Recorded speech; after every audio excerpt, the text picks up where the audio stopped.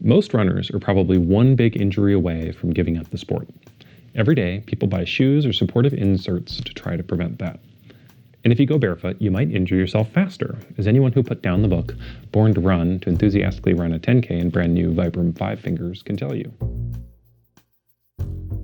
And it's true, barefoot running can injure you faster than wearing traditional running shoes. But I still think if you take your shoes off, you might be able to run longer, more efficiently, and for a greater portion of your life. How can that be true? Well, our feet are able to become very capable if we let them. This comes when you really listen to your feet, and you don't have to just take my word for it. I have 3 guests for the first time on my channel who swear by running barefoot as a powerful tool which allowed them to make running a lifelong, comfortable habit. A barefoot sandal is a shoe that provides the least support, structure, and protection while still being a shoe. It covers the bottom of your foot and not much else. It actually works physically differently from other kinds of shoes. When you think of structure, the forces holding it together can either be tensile forces or compressive forces. Tensile forces use tension to create form. Compressive forces resist movement by having material in the way.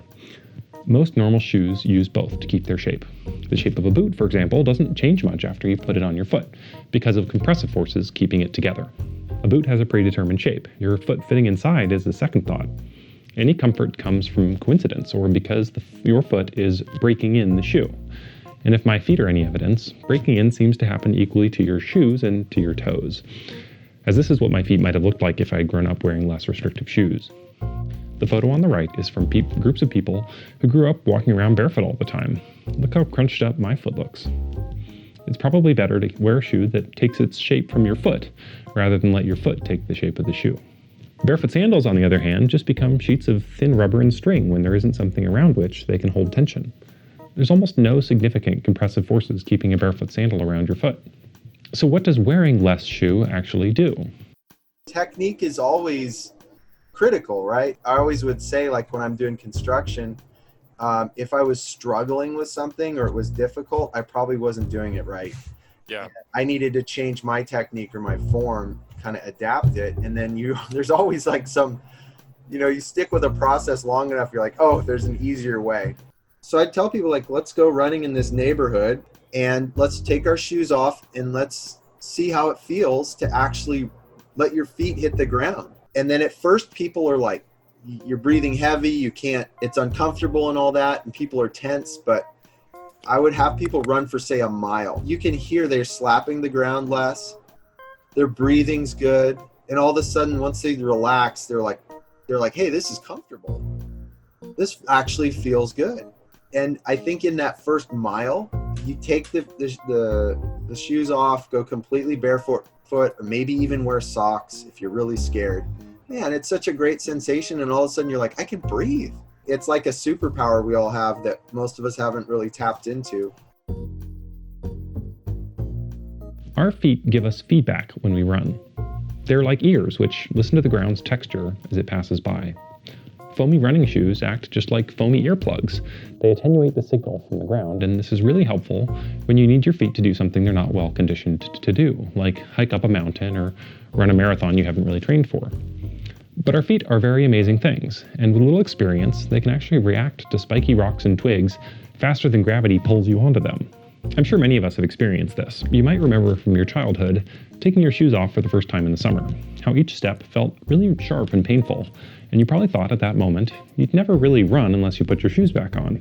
But then by the end of the summer, your feet had become totally capable of getting you around, and putting on your winter shoes felt really confining all of a sudden. The thing is, you should wear whatever shoes you want. I'm not qualified to give medical advice, but if you can, maybe try not to wear only those shoes and consider wearing no shoes. Habitually wearing less shoe has given my feet a chance to earn the stability which I used to get for free when I wore shoes that provided support. The first oxymoron of 3 in the video is that wearing no shoe can give the same results you get from the most shoe. My favorite shoe for running long distances has become a barefoot sandal, second oxymoron. I can defend their name by saying it really is quite close to being completely barefoot. Wearing a minimalist shoe such as this barefoot sandal does things for me which no other shoe can. First, when there's any texture to the ground, I feel it. I have to constantly adapt my footing to keep from feeling uncomfortable. And early on, when I ran barefoot in these sandals, I noticed that the pads on my feet got really hot and sometimes got blisters. This is why I told you in the beginning that running barefoot is more likely to injure you than foamy running shoes. It really is. But that does not impact my firm belief that most people would benefit from trying it. This isn't as convoluted as it sounds. Your feet will tell you what you're doing wrong. I hope I can get people to stop thinking that their feet are liabilities which just need a bit of arch support and some thicker foam and then can be ignored. Anyone who has tried running barefoot for a while knows that their feet have a feedback mechanism for almost every problem with running form. When I ran in foamy shoes, I got shin splints and knee pain when I ran any significant distance. I was never able to make running a consistent part of my life because I kept injuring myself. Starting to run in sandals showed me that my shin splints came whenever I pulled up my foot instead of relaxing with each step. And knee pain came when I had inward knee rotation, which comes when your knee isn't just moving sagittally or front to back. These problems became obvious because they were exaggerated in the sandals. I also found that my feet were used to hitting the ground while they were swinging forward. Stopping this momentum comes from what are called horizontal braking forces, equal and opposite, Newton's laws and all that. And this caused friction on my sole pads, which caused blisters. Usually my socks and my foamy shoes protected me, but those impacts were still happening. To stop it, I had to figure out what changes to my running form would let my feet land softly on the ground. But the most important lesson I learned was the full function of my legs when I run. Before I took the shoes off, just my knee pushing was the biggest thing getting me off the ground and providing forward thrust. My whole body bounced up and down with each step. Just like my friend here who kindly let me film him in his running shoes before he tried some of my homemade barefoot sandals. See how his knee pushes him off the ground? This is perfectly fine when you're wearing sneakers, but when I did this with little to no shoe on, my toes told me how terrible of an idea this was. When you don't wear shoes and socks, the force of pushing off with your legs becomes friction of your toes against the ground. All of these habits became obvious to me when my shoes weren't insulating me from their immediate effects. If I was going to keep running, I'd have to switch back to sneakers, or actually address the causes of the discomfort. When I got back into sprinting, I said to people, what shoes do I get? And they recommended some traditional motion controlled, padded, stiff, toe pointy, heel elevated shoe. So it never occurred to me that shoes were problematic because everyone tells you shoes are the solution, despite the fact that there's no evidence for that. I thought it was true. I thought you needed motion control. I thought you needed arch support. I had flat feet.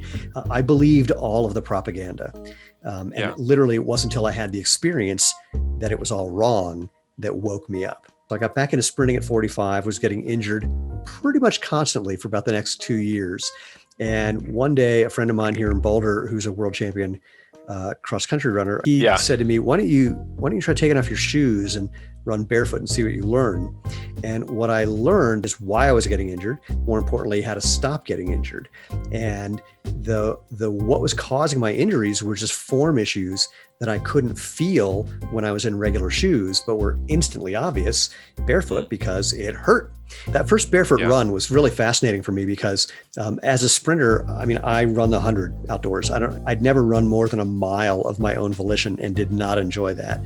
My first barefoot run though, I was so entranced with the experience, so fascinated by what would happen when I experimented with my gait. At the end of the run, someone had a GPS watch on.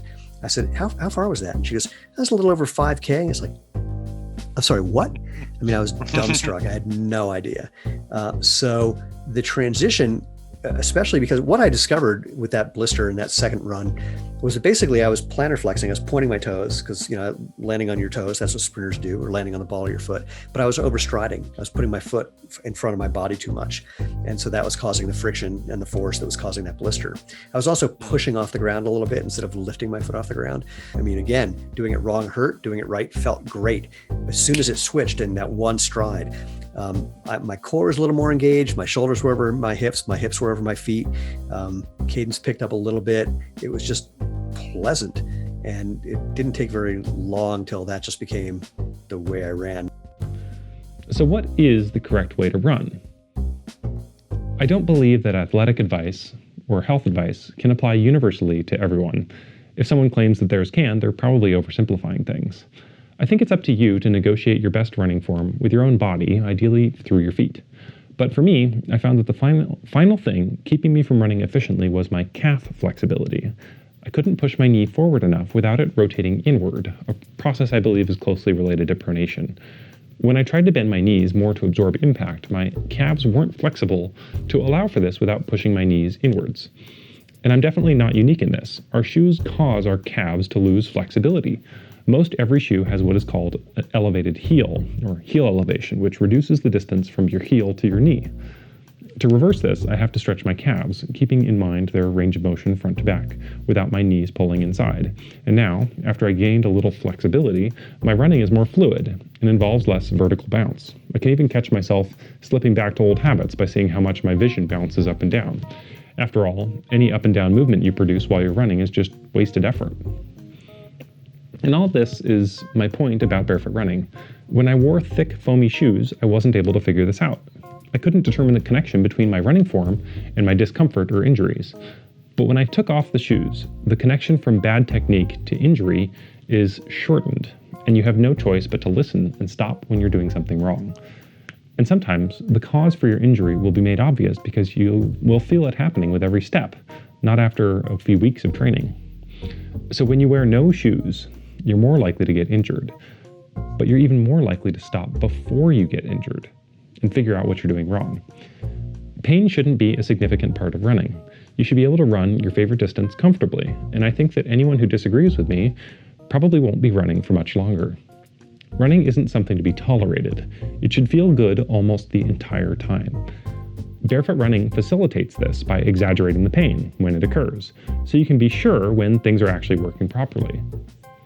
When you have no choice but to absorb horizontal braking forces with your skin, you're going to minimize those braking forces. And if you try to take long, crazy-looking strides with lots of up and down movement, your toes will bleed. If you run longer than you're conditioned for, you're going to get a stress fracture. All of these pieces of feedback from your body culminate in a superior running form that many runners gravitate towards, which is described in this other video extremely well. In my early 40s, I had health concerns. Was overweight, I had thyroid cancer, appendix went out, I had sky-high cholesterol, I broke my left ankle. So all these different signals and forms of pain were kind of coming at me. I think they were trying to tell me something and I wasn't getting the message. So 4 or 5 years after going through thyroid cancer treatments, I ran a marathon, and then I also did it was a half Ironman distance triathlon. And then I read the book Born to Run by Christopher McDougall, running barefoot and then thin sandals. I'm trying to work my way up from 50 Ks shortly after going on the plant-based diet to trying to work my way up to a 50 miler, which kind of took a little while. I had some snags on that, but I think the first 100 miler was early in 2014. Okay. And it just really blew me away that I could do that because it was about a 28-hour run. And aerobically, it was almost like doing a double Ironman. And I never considered myself to be an athlete. I didn't realize there was an athlete inside there. I would say it's taken years to truly go minimalist to the point where I can run injury-free 100 milers. I mean, I basically have been injury-free for at least 9 years now, 9 or 10, which I credit to the barefoot training and the minimalist running. You can get thousands of miles and go anywhere on the roughest terrain. This is my go-to. I used a pair of these for the Cloud Splitter. Nobody'd ever run the 100 mile in a pair of sandals there until I did it last year. After hearing about how quickly your feet will tell you about your form, you might think that this must be uncomfortable. Aren't I constantly looking at the ground and trying to avoid loose rocks and sticks? Well, this leads me to my third and final oxymoron of the video. When you practice running with little to no footwear, your feet will acquire a sort of numb sensitivity. You won't have to spend too much time focusing on every particle on the ground because your feet will have learned how to use their flexibility to decide where to push down. It all becomes automatic. I can step on twigs and rocks and my foot adapts to the ground about 190 times a minute. It's pretty cool. I've become dependent on my foot's connection with the ground, and I know that because of this, my balance has improved. It's obvious to me when I take a shower or do anything on one foot. So I hope I have at least opened your mind. And if you try this, running barefoot or in thin sandals, the most important thing to keep in mind is you need to transition very slowly, and that your body complaining is information to be listened to, not ignored. The recommendation I've heard to start with is a couple of 100 meters, and never to increase by more than 10% from run to run. Almost everyone I know who has made a transition, including myself, started way too quickly. If you're used to foamy shoes, it might take you more than a year to get back to where you were with less or no shoe. Before transitioning to barefoot, I wasn't a healthy runner. Every time I tried to make it a habit, I eventually had to stop after a few weeks because of pain or injury. Barefoot running has given me the longest periods in my life of pain-free running, and I believe that this experience is shared by most barefoot runners I've talked to. But I'm also sure that there are some people for whom this doesn't quite work, and I'd be interested to hear why in the comments. And if you want to see how I made some of these homemade sandals, stay tuned. I finally got my leatherworking kit back from a moving company, so soon I'll make a video about making sandals yourself. Until then, try to have a nice conversation with your feet. They probably miss you. Hi, I'm Peter's Tardigrade. Since you watched to the end, you should probably subscribe. See you in the next video.